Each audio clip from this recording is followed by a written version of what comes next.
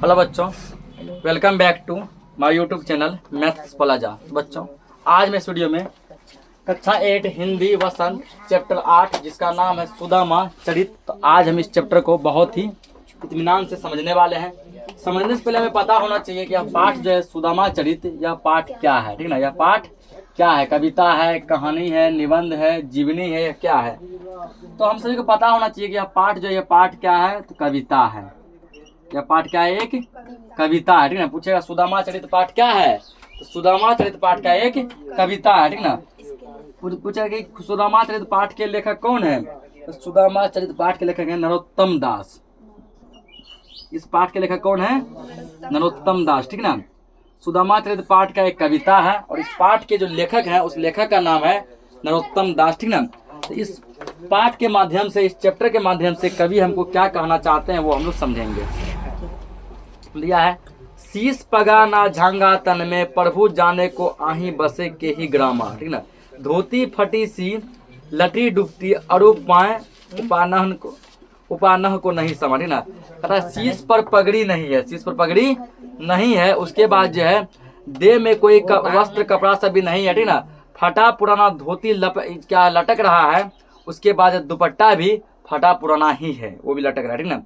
द्वार खड़ो द्विज दुर्बल एक रहो चकिसो वसुधा अभिरामा, पूछत दीनदयाल को धाम बतावत अपनो नाम सुदामा, ठीक है। द्वार पर एक जो है पतला दुबला गरीब सा आदमी जो है पूरे फटे पुराने वस्त्र में क्या है? खड़ा है और नाम पूछने पर जो है वह अपना नाम सुदामा बता रहा है, ठीक ना।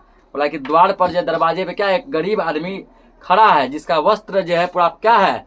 फटा है, ठीक है। धोती फटा हुआ है, उसके बाद जो पगड़ी सब जो नहीं है, दुपट्टा सब जो पूरा फटा पुराना पूरा लटक रहा है और नाम जो बहुत पतला दुबला है, ठीक ना। और नाम पूछने पे क्या बता रहा है? अपना नाम सुदामा बता रहा है। ऐसे बेहाल बिवाइन सो पग कंटक जाल लगे पुनि जो है, हाय महादुख पायो सखा तुम आए इते ना किते दिन हुए, ठीक ना। जैसे कृष्ण श्री कृष्ण ने उसका नाम सुदामा सुना, ठीक ना। जैसे द्वारपाल ने उसको कहा कि द्वार पे सुदामा आए हुए हैं, वो दौड़ते हुए आते हैं और अपने मित्र को, अपने दोस्त को, ठीक है, क्या करते, गले से लगा लेते हैं और कहते हैं हाय महादुख पायो सखा तुम आए इते ना किते दिन हुए, ठीक ना।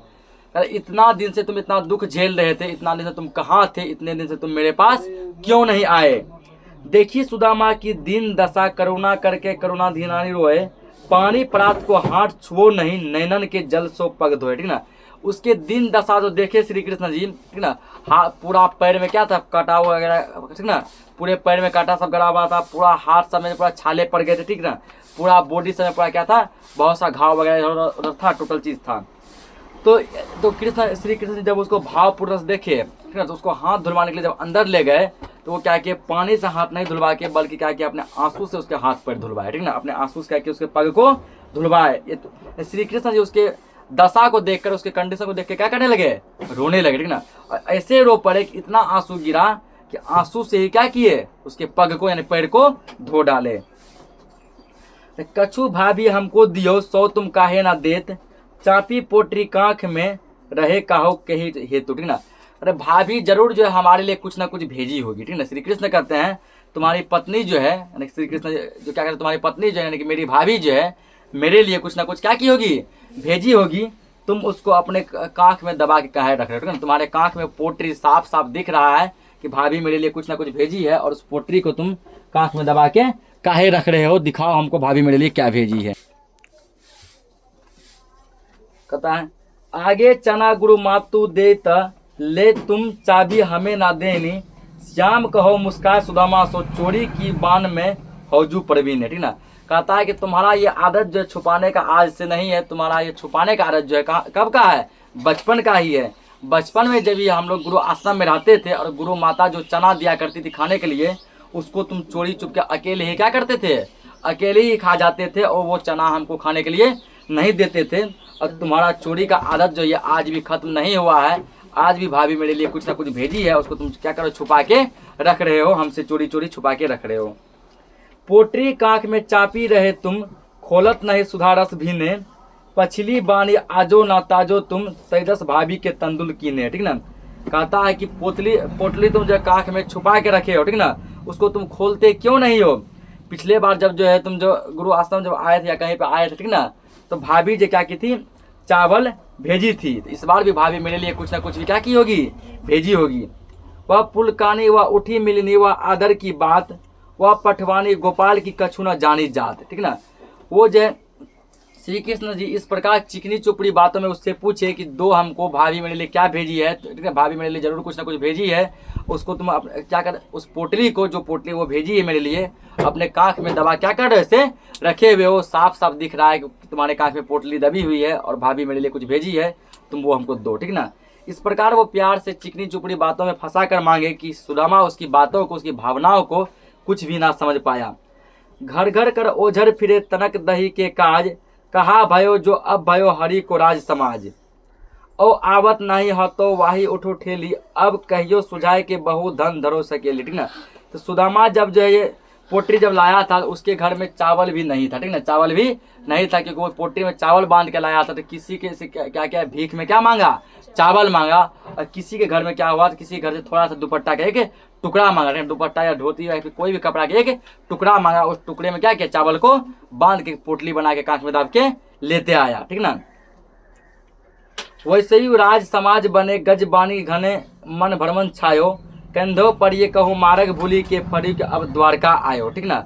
उसके बाद जो है इसका इस प्रकार से वहाँ स्वागत किया गया, ठीक ना। इस प्रकार से वहाँ स्वागत इसका किया गया कि सुदामा को समझो कि द्वारका छोड़ने का अब मन नहीं कर रहा था। इसको लग रहा था ऐसा कि हम अब सब दिन कहाँ रहें, द्वारका में ही रहें। फिर इसको अचानक याद आता है कि मेरे गांव में मेरी पत्नी भी है, यदि हम यहाँ रहेंगे वो बेचारे वहाँ अकेले कैसे रहेंगे। हम तो यहाँ पे पूरा जो है ऐशो आराम का जीवन जी रहे हैं, 56 प्रकार का भोजन खा रहे हैं, ठीक ना।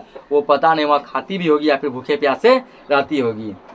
भवन बिलो किबे को मल्लोचत, सोचत ही सब गाँव मचायो, पूछत पांडे फिरे सब सो पर, झोपड़ी को कहूँ खोज ना पायो, ठीक ना। अब सुदामा ये सब सोच के अपना गाँव आए। जब गाँव आए तो पूरा अपना गाँव घूम गए, लेकिन कहीं भी उसको झोपड़ी नहीं मिला, ठीक ना। जिस जगह पर उसका झोपड़ी हुआ करता था अब वो झोपड़ी वहाँ पे नहीं है। के वह टूटी सी छानी छती, कहाँ कंचन के अब धाम सुहावा, ठीक ना। जहाँ टूटा फूटा कभी झोपड़ी हुआ करता था वहाँ एक बड़ा सा क्या बन गया था, एक महल, राजमहल बन गया था।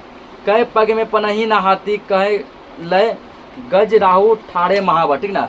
जिसको पहनने के लिए, पैर में पहनने के लिए जूता तक नहीं था, अब उसके दरवाजे पे बड़ा बड़ा हाथी घोड़ा लगा हुआ था, ठीक ना। भूमि कठोर पर रात कटे, कहाँ कोमल सेज पे नींद ना आवे, ठीक ना। जो पहले जो है जमीन पे चटाई बिछा के, बोरा बिछा के या फिर खुले जमीन पे से जो है लेट जाता था, सो जाता था, ठीक ना।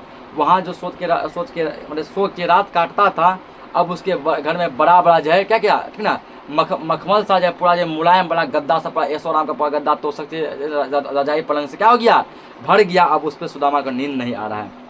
कहे जुड़तो नहीं कूदो समा, प्रभु के परमात्म दाख न भावता, ठीक ना। जिसको खाने के लिए भोजन नहीं मिलता था, पहनने के लिए जूता, पहनने के लिए वस्त्र नहीं मिलता था, पैर में पहनने के लिए जूता नहीं मिलता था, अब समझो, ठीक ना, उसका जो है ऐशो आराम का राजमहल बन गया। पहनने के लिए बड़ा बड़ा जूता मिलने लगा, ठीक ना। चलने के लिए बड़े बड़े हाथी घोड़े रथ चलने लगे और बड़ा बड़ा महल शोभने लगा। ये सब किसकी कृपा से, श्री कृष्ण की कृपा से, ठीक ना। इसी के साथ ये चैप्टर खत्म हो गया। मिलते हैं नेक्स्ट लेक्चर में क्वेश्चन आंसर के साथ, तब तक के लिए जय हिंद।